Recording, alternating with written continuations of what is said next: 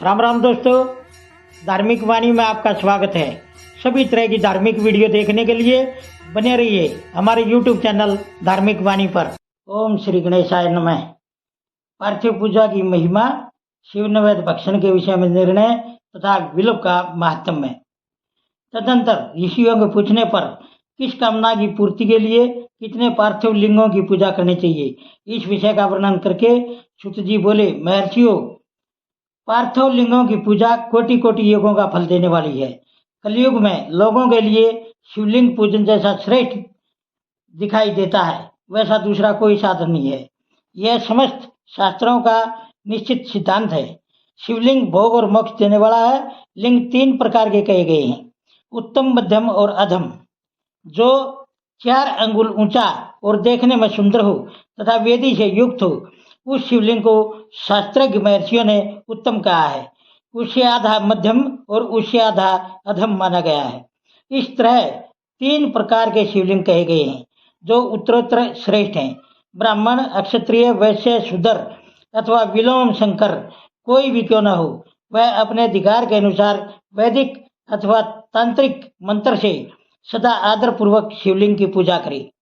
ब्राह्मणों, महर्षियों, अधिक कहने से क्या लाभ।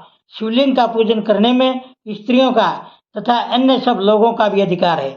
द्विजों के लिए वैदिक पद्धति से ही शिवलिंग की पूजा करना श्रेष्ठ है, परंतु अन्य लोगों के लिए वैदिक मार्ग से पूजा करने की सम्मति नहीं है।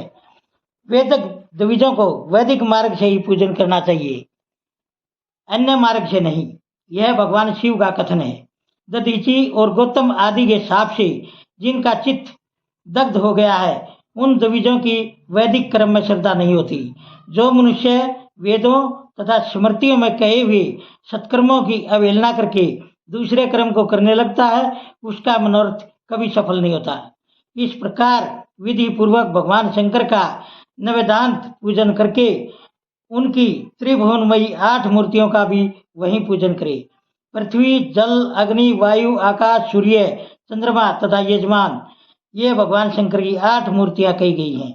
इन मूर्तियों के साथ साथ सरव, भव, रुद्र, उग्र, भीम, ईश्वर, महादेव तथा पशुपति, इन नामों की भी अर्चना करें। तदंतर चंदन, अक्षत और बिल्वपत्र लेकर वहां ईशान आदि के क्रम से भगवान शिव के परिवार का उत्तम भक्ति भाव से पूजन करें। ईशान, नंदी, चंड, महाकाल, भृंगी, वृष, स्कंद, कपिलेश्वर, सोम तथा शुक्र, ये 10 शिव के परिवार हैं, जो क्रमशः ईशान आदि 10 दिशाओं में पूजनीय है।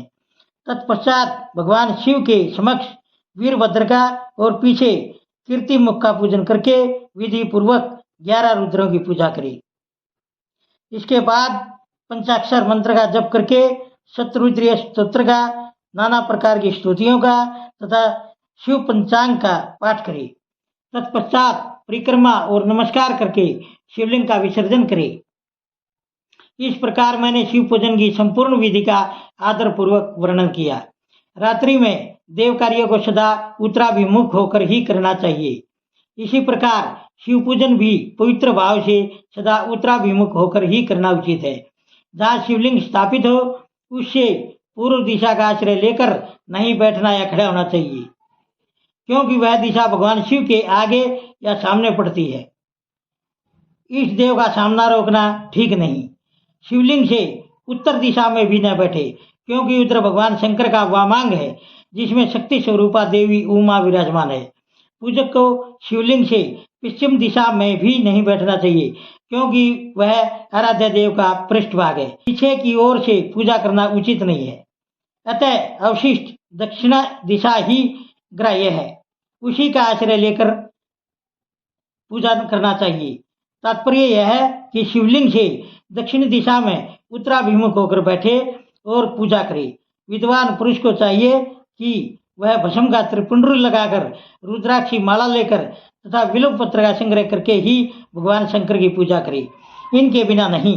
मुनिवरों, शिव पूजन आरंभ करते समय यदि भस्म न मिले तो मिट्टी से भी ललाट में त्रिपुंड अवश्य कर लेना चाहिए।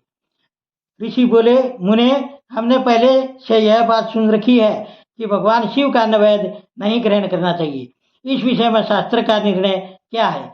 यह बताइए, साथ ही विलुप्त का महात्म्य भी प्रकट कीजिए। ओम नमः शिवाय।